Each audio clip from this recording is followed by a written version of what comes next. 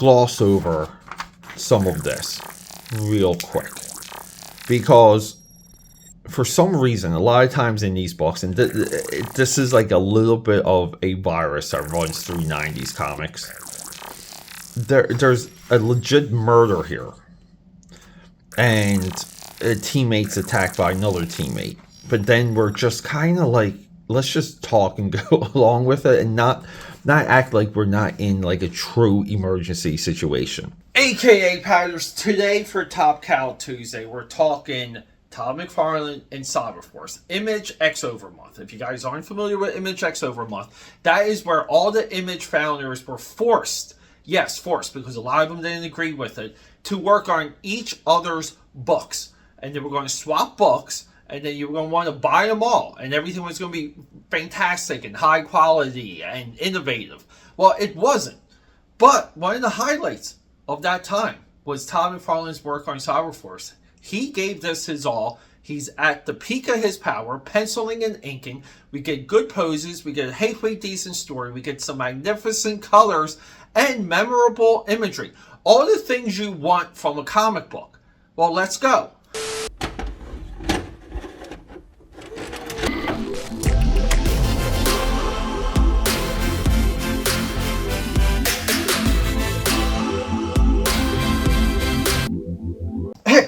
AKA Padders. Oh, you guys caught me there. Welcome back to the channel. Cheers to you. We have this amazing Star Trek mug. I love these old mugs. But you guys, Peter A DeLuca here, AKA Pad69. Stay with me. Known throughout the entire Philadelphia, PA region, the multiverse, and Europe as your eclectic one. Yes, we are very eclectic on this channel. It's one of our taglines. Guys, I love you so much. Thank you for joining me. If I have earned a thumbs up, a like, you guys know this is how we fight the algorithm. The algorithm is out to get us because we're full of fresh, critical ideas, and we actually read on this channel. We read the comics I bring to you. We read, we reread, we memorize, we go to the drawing table, and we go through them. And that's what we're doing today with Cyber Force issue 8. Todd McFarlane, Image X Month. Some of the releases around this channel, I would like to do an Image X Month overview before we get into the Top Cow Tuesday Image X Month and the Wildstorm Wednesday Image X Month episodes. And if you're not familiar with Image X Month, it's really where the Image front office they were like, hey, wouldn't it be cool if we all worked on each other's books? And everyone said no. But then we're like, well, it could be a bump in sales, and then everyone said yes. We have like this inspired effort by Rob Liefeld, being inspired by Frank Miller and his work on Sin City, and he injects that into Shadowhawk, and we get Todd McFarlane being an absolute professional, probably the best of all of these. But Todd McFarlane gives Cyber Force 8 his all. Marc Silvestri is a close second. He gives everything into Spawn 25. Like a monumental issue, by the way, for Todd McFarlane. And he doesn't play into ego so much, which is a rare Todd McFarlane statement, but he lets Marc Silvestri come in, take over 25, and contribute, and that's where we get Tremor, who was Series 1 action figure also. And then we get, Jim Lee works on Savage Dragon. That's a professional effort. That's the best way to classify that. Valentino's working on Youngblood. Okay. Eric Larson working on Wildcats. And if I'm forgetting any of them, please forgive me. But some of this is coming from now, like our tracking and our commentary, that when Cyber Force went from a 4-issue miniseries into a monthly, which was pretty much a staple at the time. Punisher got a miniseries before a monthly. Wolverine got a miniseries into a monthly. West Coast Avengers got a miniseries before going into a monthly. It was a little bit of a Marvel discovery of mining ideas, putting really hot talent, good talent onto some of these characters and ideas, and letting it simmer for a little bit, and then pulling the trigger and you go monthly. And for the sake of Punisher and Wolverine, it worked because those books alone went 10, 15 years. So you get a lot of mileage, and it's a good little test market. Like you do a mini series and get a test market. Now this works, and this is great for really big publishers. But the independent world seems to think this is a good idea for independents, and that does include Marc Silvestri, Top Cow Productions, and Cyber Force at the time, Homage Studios. It's hard to emotionally invest in something that's limited. When you're coming in and you have the resources to go monthly, and I get it, a lot of these companies like Top Cow Productions and a lot of the other Image founders, they had a lot to learn relatively quick on exactly how do we make our own comic books. Yes, just being involved in the comic book industry doesn't give you a turnkey knowledge and solution that you can now just make comic books, distribute them, color them, and get into all the financial headache that it takes on running a regular comic book company. These are all the things the Image founders had to learn, but Marc Silvestri kind of goes the Marvel route. He does Cyber Force 1 through 4, and then he's like, I'm going to go monthly. And when he goes monthly, he never really gets traction until a year later. It's really not until issues 13, 14, 15 that he's able to do his own book, because he comes out of the gate and gets involved with a Jim Lee Wildcats company-wide crossover called, as profiled on this channel, Killer Instinct. When he's done with Killer Instinct, he gets issues like 4, 5, 6, and 7 to himself, which is good. But it's a block, it's a storyline. We already went over that on this channel, but no real traction. And then it's Image X Month. And then with Jim Lee again, he's doing a storyline with the Huntsman's character, which is a Chris Claremont character. And it's just painful when you follow this stuff. When you go issue to issue, you see these obstacles, and you're reading stories, you're reading characters. There's characterization, there's history, there's backgrounds. There is, and I hate the term, world building. There's character building, there's halfway decent plots, there's good character design, but all of these elements that we love about comic books are there, but we don't get that regular drip. In contrary, Jim Lee goes all in. He does a 4-issue Wildcat series and then does Wildcats number 5. And for whatever reason, and it's hard to pinpoint, his transition is a little bit more better. His character arcs, when he reveals things like in Wildcats issue 8, we get to really see what these characters like to do in their spare time. I love those types of issues. It's a different feel, and I do want to say, I think creatively and I think collectively as a company, you do different things when you know there's like a seamless transition, when there's seamless continuity, when there's pauses and you're kind of restarting and rebooting things. And we see this a lot in modern comics. I think it's a psychological effect on the creator, and it takes them off the hook to maintain, preserve, you one up and you do better.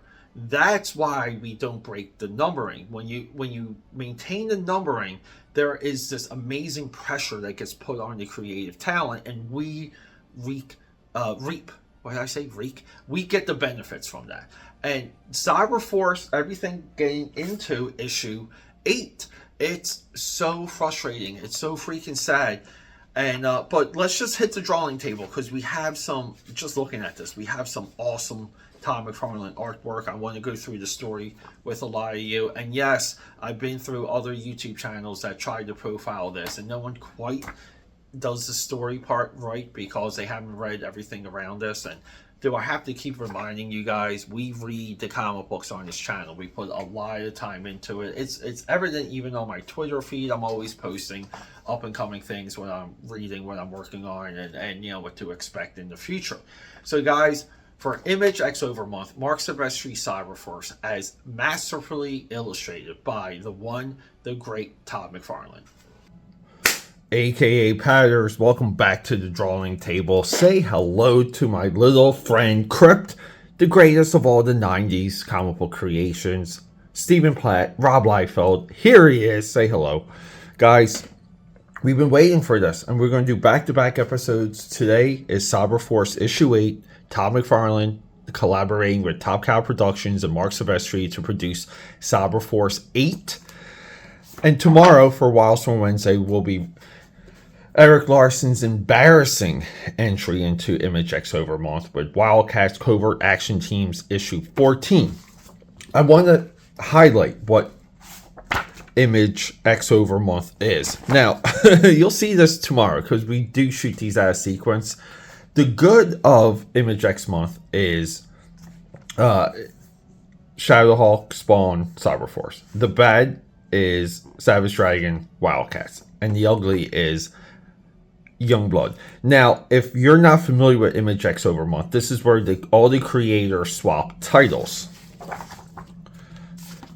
Leading into Cyber Force issue 8, previously we detailed the Cyber Force original volume 1 issues 1 through 4, where we get amazing covers like this, right? Who doesn't love 90s gimmick covers? I do. And then from there, Cyber Force launches into a Wildcat Cyber Force crossover called Killer Instinct. Both titles get involved. So Cyber Force doesn't start. It doesn't it doesn't have a story of its own. So that goes through issues 1, 2, 3, and 4. Issue 1 acting as a prologue, and Killer Instinct was just a crossover comic. Like I said, it features both teams. We have Zealot here and Psyblade. Misery was the connective tissue, and she was basically brainwashing Ripclaw and Warblade. Look at that panel, though. Jeez. From there, we get this like ballistic arc. And when I did these for Top Cow Tuesday, my focus was really is like, when is Ballistic joining the team? Because we have 5, 6, 7. 5, 6, and 7 here. And she doesn't join the team. But this is like our only real arc at this point. So we're like a year into publishing Cyber Force. And the story that Marc Silvestri has to himself, because remember, he's sharing Killer Instinct with Jim Lee, is really this: 4 issues here, 3 issues here. And then immediately following Image X Month, we get Huntsman. Huntsman is created by Chris Claremont of X-Men fame. Marc Silvestri and Jim Lee both came up through X-Men. That's really where they hit the stratosphere. And then both companies, Top Cow and Wildstorm Productions, both do a Huntsman character arc. So Marc Silvestri wastes more time with other people's crap. And that's almost like where we're going with this. Cyber Force doesn't get any traction until almost a full year after it launches its regular book. So we're really talking issues 11 and 12. We're trying to get back to 11 and 12 because we want Cyber Force to basically act on its own. And if you're not familiar with Image X Month, well, here it is. We have Todd McFarlane on Cyber Force, Rob Liefeld on Shadowhawk, where he does his Frank Miller impression.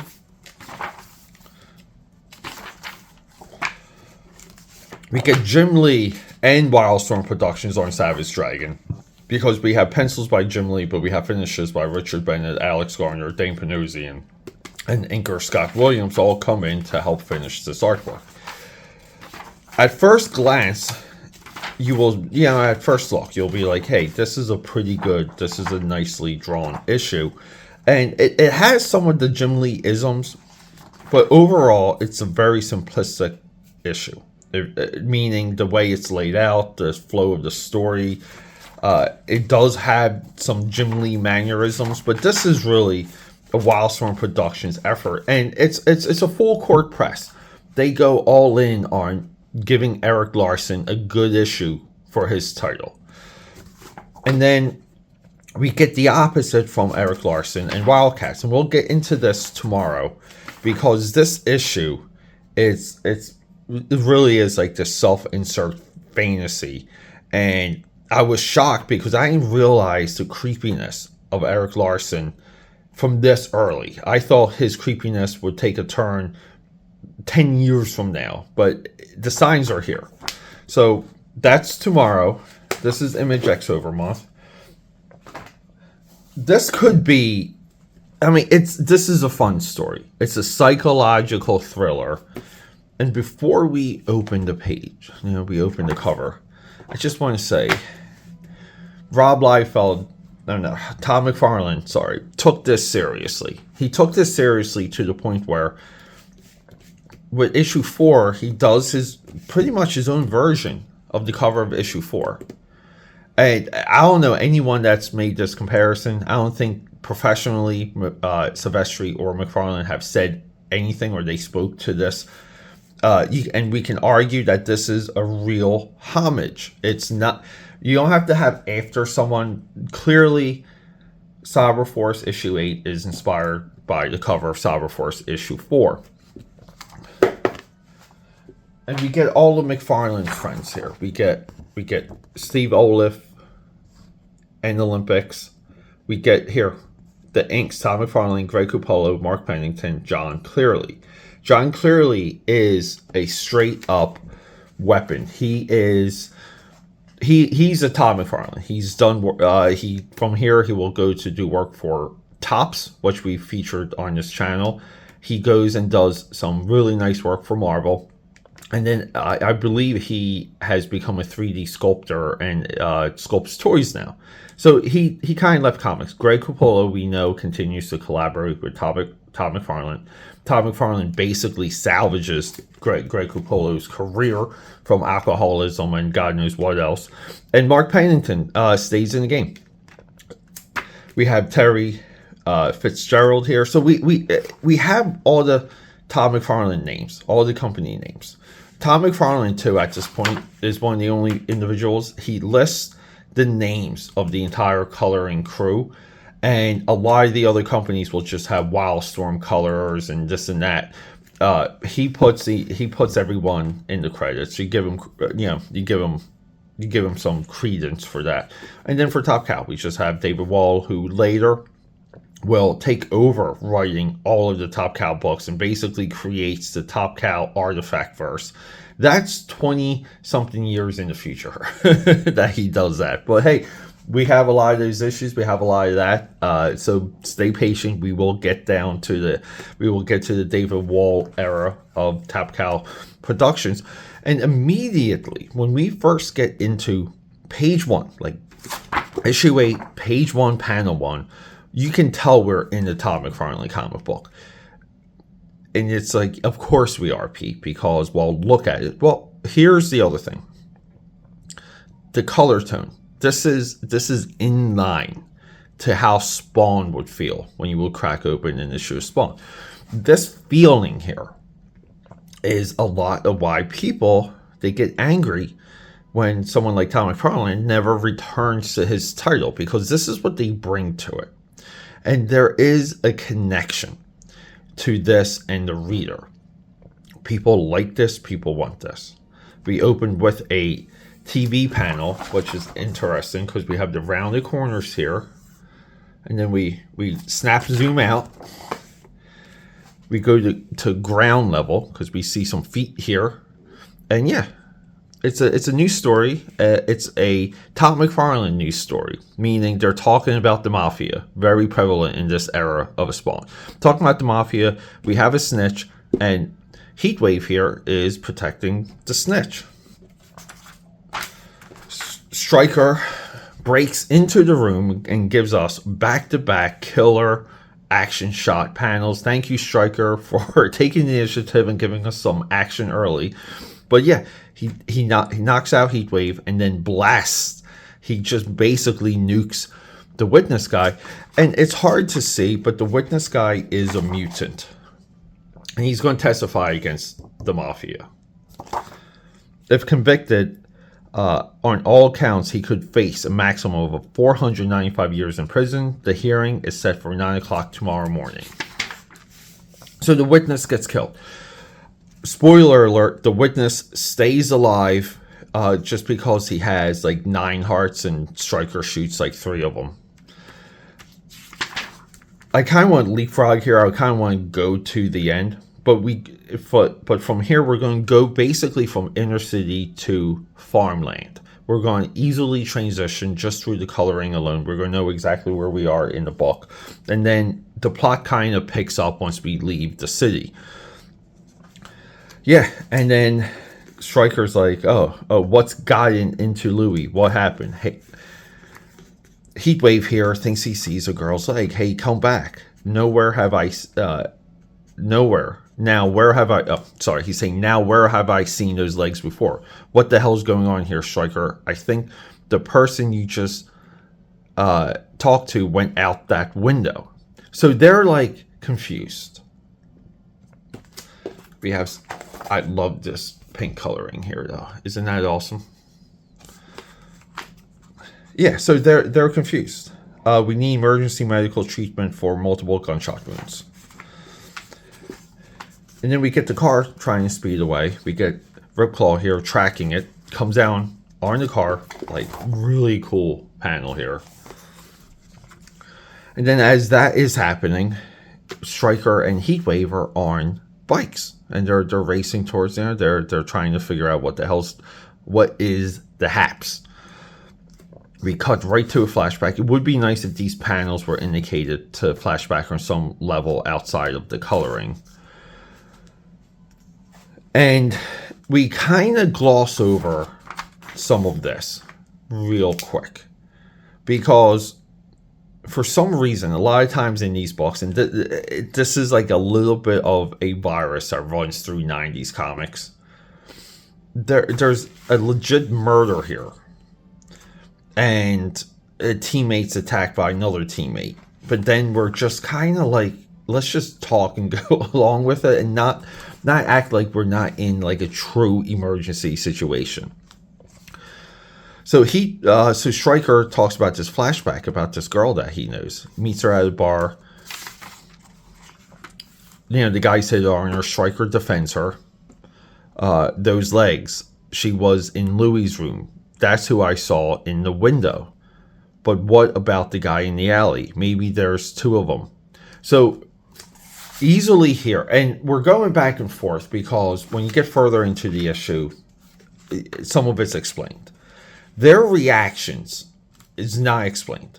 But what we do get is when he sees the girl's legs here. And then Heatwave looks out the window and see, okay, they're just being mind controlled. Now, the Killer Instinct story with Misery that I showed you earlier, that's a lot of what's in that crossover with Wildcats. The mind control aspect and the psychic aspect, the 90s comics pump that stock. So it's almost just like if you don't like it, you're not going to enjoy this, but it's a trope of the time. It's something of significance, and it's also, like it's fun. It's fun, but they kind of use it as a Deus Ex Machina, which is basically a storytelling device just to kind of do something wild and fantastic and weird, and we all just have to go along with it. So they're being mind controlled. They're dissecting it. They find the car that Ripclaw basically tore apart but couldn't get into. And now we're like in the woods. And in the distance, Heatwave, Striker to Heatwave, do you copy? Heatwave. Here, go ahead. Got something on infrared, but I don't think it's human. Looks more like some kind of animal, like a big bear. So he kind of, goes up above the tree line to have a good look. Heatwave to Striker, do you copy? So they're kind of, again, they're just, their brains aren't there. We cut to the farm during daylight, and like I told you guys, we were going to transition from inner city into farm, and we were going to notice the transition. And just by the coloring, like, it's there, because we have blues and we have yellows, all systems go. we have this farm family, and we have some of that Todd McFarlane Spawn horror. This girl's just like eating something. Hi, Daddy.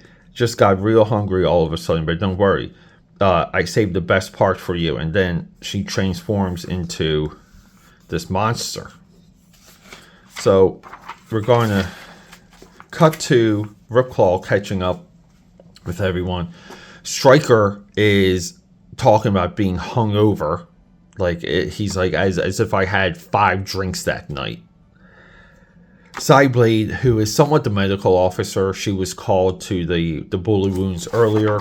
Here, Heatwave calls in Cyblade to assist with, you know, just this guy getting blasted into oblivion. And then Heatwave, Ripclaw here, you go, someone he hasn't seen since his childhood. Someone he's never expected to see again. Father, Robert, my son. So again, like, we get some of this character building, because we get even this moment where in Stryker's memory, you know, he runs into this girl and he kind of has a moment with her.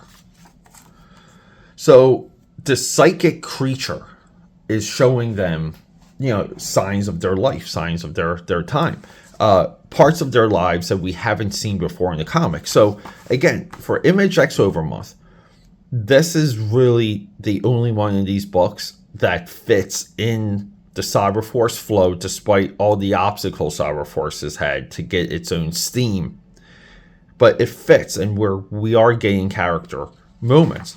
And that's thanks to Marc Silvestri plotting and scripting. So Silvestri is heavily involved in this. Now, we can also argue that Silvestri, he does Spawn issue 25. That's also, that's like the second better of the Image X books. Spawn 25 flows into Spawn regular, no problem. The two of them, Todd McFarlane and Marc Silvestri, really seems like they collaborated very well, and they took Image X Month seriously. And as you saw from some of the other examples, the other guys really didn't. But yeah, Ripclaw is out for the count. Really nice shot here. McFarlane brings, he brings the moments. Look, we literally have Cyber Force on a farm, and we're okay with it. We're on board with this, just because it looks so freaking cool. And I love that they keep getting vehicles. So previously we saw that they had these sky jet skis that they shot out of one of their Blackbird, essentially. And now they have motorcycles. To me, it's cool that Cyber Force always has different modes of transportation. But we get, Heatwave. Heatwave tries to, follow the trail. And he gets to this gas station, and he goes, hey, here you go. There's a truck, but no sign of. Wait, maybe a little Daddy. It's a little girl running to him. Then he has this flashback of when, again, before he was a superhero, before he met Cyber Data to get bastardized and transformed and get that little chip in his head, a bunch of dudes break. And look at these poses.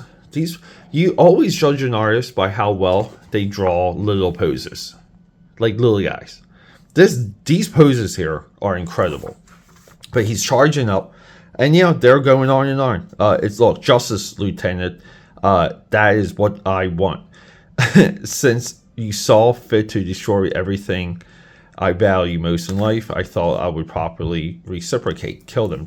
So they kill the girl in front of Heatwave, and then he comes out, and I love this negative where the shadow is literally the ground, it's the rendering of the ground, but it's almost like a reverse shadow. It's almost like a silhouette panel. This is just it just fits so well, and to me, it's creative. But yeah, and then the gas station attendant here, and we get Todd McFarlane with these really nice cartoon moments here. I love the guy just picking up his hat, but he's like, hey, you guys might want to head over there. The gas station. When I was reading this, I was waiting for the gas station attendant to be to be like a gotcha. But this is also his intro, the way he walks into the scene. It's just, again, it's a nice establishing shot. We get their reactions because they're like turning their head. And, you know, Ripclaw kind of sees them coming, though. Because, again, he's always more aware. He's the Wolverine. He can smell them coming. But then, we jump on our bikes. We storm back. And, not a great transition here. But we get on our bikes. We get deeper into the farmland forests. And then here we go. We get this giant Todd McFarlane. I mean, how come this dude hasn't been a toy? He's just a giant red mass of claws and teeth. And we have this girl. No, won't let them. Leave us alone. We just want to get married. So the girl's like brainwashed. And then we get some things from the girl's point of view. See, she's, this guy's like, look, they're crazy. The Todd McFarlane hair during this time is so freaking nice. But yeah, they're in love. And Heatwave and Ripclaw are freaking out. Another amazing shot here by Mr. McFarlane. We get Stryker. He sneaks around the back and gets an open shot and just like starts nuking the dude. And I guess like some of his spell breaks and the girl sees him and she goes, I'm out of here. And she's just noping her way off panel. Smart move, girl. And then, we get into. So some of this is like very Greg Capullo. There's some of these panels we can identify some of McFarlane's penciling assistants. Like this panel, like this page here. I think some of this cross-hatching and McFarlane-isms here isn't quite his hand. But you can identify it. But this, to me, is clearly a Greg Capullo panel. Because this pose isn't really McFarlane. The scale of the monster shifts, right? He goes from, like, giant Hulk size here to, I don't know, like, here Ripclaw looks bigger than the creature. But, then a helicopter shows up. Stryker takes out the helicopter. The helicopter is trying to pick up the monster. Looks like Psych-Out has some pretty powerful friends that he's real anxious to see again. So they're trying to pick up and save Psych-Out. And that's the name of our big red creature. They continue to nuke him. Ripclaw just tears him apart from the inside. And scene over. And that's it. We're done. Cyber Force is able to leave the farm, and go and get on to the next adventure, which we know will be the Huntsman, which is also upcoming next week on Top Cow Tuesday. We will do Huntsman for Top Cow and Huntsman for Wildstorm Productions. So, people, this is, like I said, Cyber Force 8, Spawn 25. They're the two ones to absolutely pay attention to from Image X Month. They like the Rob Liefeld Shadowhawk. They're curious about that because he does the Frank Miller impression.